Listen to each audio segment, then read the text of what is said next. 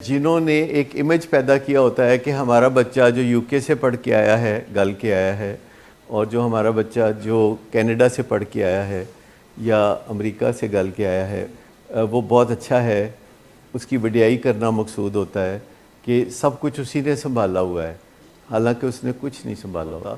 वो माँ बाप ने एक परसोना कायम किया होता है, एक बहरूप सा बना के दुनिया के सामने पेश किया होता है ताकि वो उसकी बढ़ाई कर सकें, बढ़ाई कर सकें। डाउनवर्ड होता है, लेकिन जो दो पुश्तों से जो बिज़नेस चल रहा हो उसे डाउनवर्ड जाते जाते क्रैश करते करते हुए टाइम लगता है। देखिए, कल ही मैं एक केस देख रहा था क्राइम पेट्रोल की, आपको वो आजकल में दिखा देंगे। उसमें एक लड़की 17 साल की होती है और वो पढ़ रही होती है, कहती है मैंने फ्यूचर बनाना है, और उसके माँ बाप दोनों मेहनत कर रहे होते हैं। माँ भी काम करती है, बाप भी काम करता है, हैंड टू माउथ है, पर अपना पेट काट के अपनी बच्ची की तालीम के ऊपर इन्वेस्ट कर रहे हैं। इकलौती बेटी, उसके ऊपर इन्वेस्ट कर रहे हैं। और जब ड्रामा शुरू होता है, वो जो रियल स्टोरी है, उसमें वालिद किसी जगह गया है तो वो कंप्यूटर सेकेंड हैंड ख़रीदता है बेटी के लिए ताकि उसकी पढ़ाई में मदद हो सके।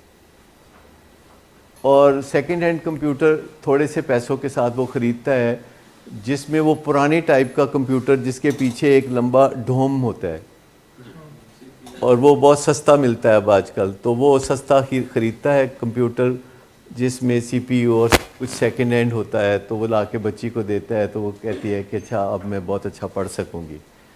और फिर उसको एक सहेली बताती है कि किस तरह इंटरनेट पे लड़कों से दोस्ती करके बातें करने में बहुत मज़ा आता है। और वो हिंदू लड़की एक मुसलमान लड़के के साथ बातें करना शुरू कर देती है चैट में, और वो लड़का उसे बताता है कि वो उसको कितना प्यार करता है, और लड़की फिर बताती है कि वो भी कितना प्यार करती है। और ये दोनों का जो प्यार है वो बढ़ता चला जाता है। और फिर लड़का कहता है कि मैं तुम्हारे बगैर रह नहीं सकता और मैं तो तुमसे शादी करना चाहता हूँ। और लड़की कहती है कि तुम्हारी मेरी शादी कैसे हो सकती है। ये मैं ज़रा थोड़ा फास्ट टेम्पो के साथ सुना रहा हूँ। तुम्हारी मेरी शादी कैसे हो सकती है, तुम्हारा और मेरा धर्म अलग अलग है।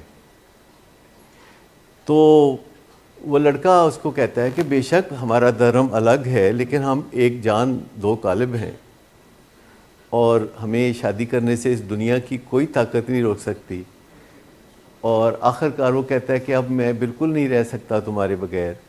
और उसको कहता है कि तुम बुर्का ख़रीदो, और वो बुर्का पहन के और घर से जो भी पैसे वैसे हैं समेटो। और उसकी माँ ने उस बेटी की मुस्तकबिल को बेहतर बनाने के लिए हमेशा एक गल्ला रखा हुआ था जिसमें वो पैसे डालती थी, और बाप भी उसमें जितने पैसे होते थे डाल देता था, और वो ऑलमोस्ट भर चुका था। और ये बात लड़की को पता थी। तो लड़की ने वहाँ से पैसे लिए, बाज़ार से बुर्का ख़रीदा। 17 साल की लड़की 21 साल का लड़का। रेलवे स्टेशन पे पहुंची जैसा कि लड़के ने गाइड किया था, और वो पुणे एक शहर है उनका, आपको पता, वहाँ वो ट्रेन पे चली जाती है जो कि कोई 100 मिनट के फासले पे शहर था। तो वहाँ पहुंचती है तो लड़का उसे स्टेशन पे मिलता है वादे के मुताबिक, और उसे बहुत गले लगा के बहुत प्यार करता है। और फिर उसको लेके तो अपने एक दोस्त के घर चला जाता है। और दोस्त उस वक्त कहता है कि जी मैं ज़रा जा रहा हूँ अपनी नाइट ड्यूटी पे, तो आप दोनों यहाँ रहो। तो लड़की कहती है कि तुम्हारे माँ बाप कहाँ हैं, तुमने तो कहा था कि तुम मुझे माँ बाप से मिलाओगे और मेरे से शादी करोगे। कहते हैं माँ बाप से मैंने जिक्र किया है, लेकिन वो मान नहीं रहे, पर मैं उन्हें मना लूँगा 2-3 दिन में। और उसके बाद लड़का जब दोस्ती आगे बढ़ाने की कोशिश करता है तो लड़की कहती है कि नहीं, शादी के बाद।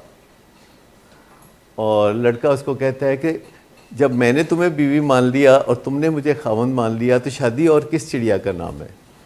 लेकिन बहरहाल तुम्हारी तसल्ली के लिए मैं शादी के बाद ही ये सब कुछ करूँगा। और उसके बाद लड़का जाके बाज़ार से एक मंगलसूत्र लेके आता है और वापस आके उसको पहना देता है, और 7 फेरे लिए बगैर सुहाग रात मना देता है।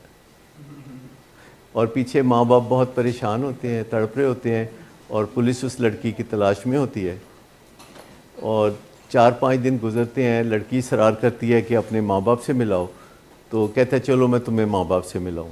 और उसको लेके तो रेलवे स्टेशन पे आ जाता है और कहता है तुम यहाँ बैठो तो मैं अभी आता हूँ, और फिर जाके एक टिकट खरीदता है जो कि पुणे से कोल्हापुर वापसी का टिकट होता है, और वो टिकट लाके उसको देता है कि मेरी तुम्हारी शादी नहीं हो सकती, तुम्हारा और मेरा माइंड नहीं मिलता, तो तुम वापस चली जाओ। और लड़की वावेला करती है तो वो फिर निकल जाता है, और लड़की वहाँ बैठ के तो रोने लगती है। तो एक पुलिस ऑफिसर खातून आती है तो उसको पूछती है कि तुम रो क्यों रही हो, और वो फिर कुछ बताती है, और तमाम पुलिस स्टेशंस का आपस में रब्ता होता है। तो उस लड़की को वापस लाया जाता है, फिर पुलिस आती है, उस लड़के को गिरफ़्तार करती है और उस पर केस बन जाता है, क्योंकि 17 साल की लड़की चाहे रज़ामंदी से भी आपके साथ हो तो वो उसके लिए वो रेप का केस बनता है। बदनामी हो जाती है लड़की की, उसका जो मुस्तकबिल है वो रेज़ा रेज़ा हो जाता है, और पहले उसे माँ माफ़ कर देती है, फिर कुछ अरसे के बाद वालिद माफ़ कर देता है, और नए सिरे से अपने ज़ख्मों पे मरहम लगाते हुए वो ज़िंदगी गुजारना शुरू करते हैं। तो आपको समझ में आता है कि ये जो क्राइम पेट्रोल में जो रियल स्टोरीज़ होती हैं जो कि ज़िंदगी के किसी न किसी पहलू से आगाही देती हैं, ये हम आपको रेगुलरली दिखाते हैं। और अब हमने आपको शाम के वक्त एक दिखाना शुरू किया है, ये शार्क टैंक इंडिया, जिसका मतलब है कि अगर आपके पास कोई बिज़नेस करने का शौक़ है और आइडिया है, और आपने उस आइडिया पे सोच विचार किया है, तो आप किस तरह इन्वेस्टमेंट हासिल कर सकते हैं। और ये इन्वेस्टमेंट लाहौर में लोगों के लिए भी मैसर है, ये कराची में भी मैसर है, इस्लामाबाद में भी मैसर है, कि अगर आपके पास आइडिया है तो ऐसे फोरम्स मौजूद हैं। जैसे लम्स में एक फ़ोरम है जो कि मौजूद है कि अगर आपके आइडिया में दम है तो आप जाके वो आइडिया पेश करें, और वो आपकी बिज़नेस ग्रूमिंग भी करेंगे और आपको सरमाया भी फराहम करेंगे। लेकिन ज़रूरी है कि आप पैशनेट हों अपना मुस्तकबिल बनाने के लिए। आप अपना हाल बनाने के लिए बहुत ज़्यादा ना तड़प रहे हो कि अभी अभी मुझे फ़न करना चाहता हूँ, अभी अभी मैं इंजॉय करना चाहता हूँ। और मैं आपको बताऊँ कि हमारे घरों में जो छोटे छोटे बच्चे होते हैं, आप शुरू में ही उनको पैशनेट बना सकते हैं फ्यूचर के लिए, और ग्रेटिफिकेशन पोस्टपोन करना सिखा सकते हैं। मिसाल के तौर पर आपके घर में कोई 5-6 साल के 5-6 बच्चे हों जो कि आपके बहन भाइयों के बच्चे हों या आपके बच्चे हों, तो आप उन्हें एक टेबल के इर्द गिर्द बिठा दें और टेबल के ऊपर उनके सामने एक एक प्लेट रख दें, और उस प्लेट पे कोई चॉकलेट रख दें। हर बच्चे के सामने 3-3 चॉकलेट रख दें, और आप उन्हें कहते हैं कि ये 3-3 चॉकलेट जो आपकी प्लेट पे पड़े हैं ये आप ही के हैं, लेकिन फॉर द नेक्स्ट 20 मिनट्स आपने अगर ये चॉकलेट ना खाए, आपको 3-3 चॉकलेट और मिलेंगे। ये 3 चॉकलेट हैं, अगर आप तीनों नहीं खाओगे तो आपको 3 और मिलेंगे और आप 6 खाओगे, और अगर आप 1 खा लोगे और 2 नहीं खाओगे तो फिर आपको 2 मिलेंगे, और अगर आप 2 खा लोगे और 1 नहीं खाओगे तो आपको 1 मिलेगा, और अगर आप 2 खा जाओगे तो फिर आपको कुछ भी नहीं मिलेगा। आपका क्या ख्याल है कि वो 6-7 बच्चे जो आपके घर में रिश्तेदारों के और आपके बच्चे हैं 5, 6, 7, 8 साल की उम्र के, जब उन पे आप ये एक्सपेरिमेंट करेंगे तो चले 10 बच्चे आप लगा लें, तो 10 में से क्या कौन से बच्चे होंगे जो क्या करेंगे? 8 खा जाएंगे, 2 नहीं खाएंगे। यही रेशो तकरीबन है। 1 या 2 होंगे कि जो नहीं खाएंगे। आपने वैसे भी देखा होगा कि घर में जब आप बच्चों को कोई चीज़ तकसीम करते हैं तो कोई एक आध बच्चा होता है जो अगले दिन वो चीज़ निकाल के खा रहा होता है, तो वो संभाल के रख लेता है, तो दूसरे लोग परेशान हो जाते हैं कि हमारे पास तो अब है नहीं और ये खा रहा है। तो इसको हम कहते हैं कि जो बच्चा वाइज होता है, जिसने मुस्तकबिल बनाना होता है, वो ग्रेटिफिकेशन डिले करता है। और अगर हमारे घर में बच्चे हों जो 8 बच्चों में से हों कि सभी खा जाने हैं, तो हम उनकी ट्रेनिंग करके उनको ग्रेटिफिकेशन डिले करना सिखाते हैं। ये जो ग्रेटिफिकेशन है यानी मज़ा है, इसको पोस्टपोन करना फ्यूचर में मज़ा उठाने के लिए, ये वो बच्चे हैं जिन्होंने ज़िंदगी में कोई मुकाम हासिल करना होता है। वो बच्चा जो अभी फ़न करना चाहता है और फ़न के बाद फिर फ़न करना चाहता है और फिर फ़न करना चाहता है और फिर फ़न करना चाहता है, हत्ता कि फ़न करते करते फावा हो जाता है, फ़न नहीं हो पाता, यही वो बच्चा है जिसको ट्रेनिंग की ज़रूरत है, जिसको इलाज की ज़रूरत है, जिसको रिकवरी की ज़रूरत है।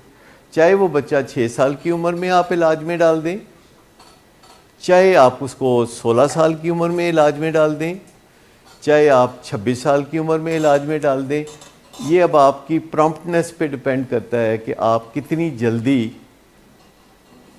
अपने बच्चे को डेविएशन से सीधे रास्ते पे लाना चाहते हैं। कि अगर उसके अंदर टेम्पटेशन ज़्यादा है कि मैं अभी फ़न कर लूँ, बाद में देखा जाएगा, थोड़ी सी इन्वेस्टमेंट के साथ अपने घर के बच्चों के साथ एक खेल ही खेल में नहायत खामोशी से जान सकते हैं कि उनमें से कौन सा बच्चा है जो कुछ बनने वाला है और कौन सा बच्चा है जो कुछ बनने वाला नहीं है।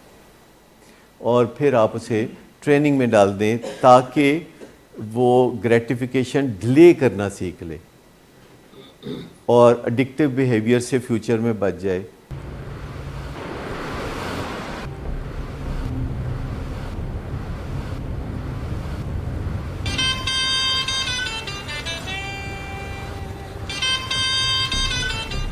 अच्छा, तो अभी तक तुम्हारा इस चीप लड़की के साथ चक्कर चल रहा है?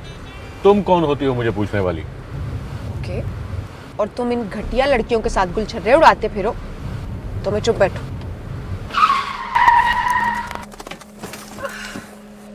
Get out.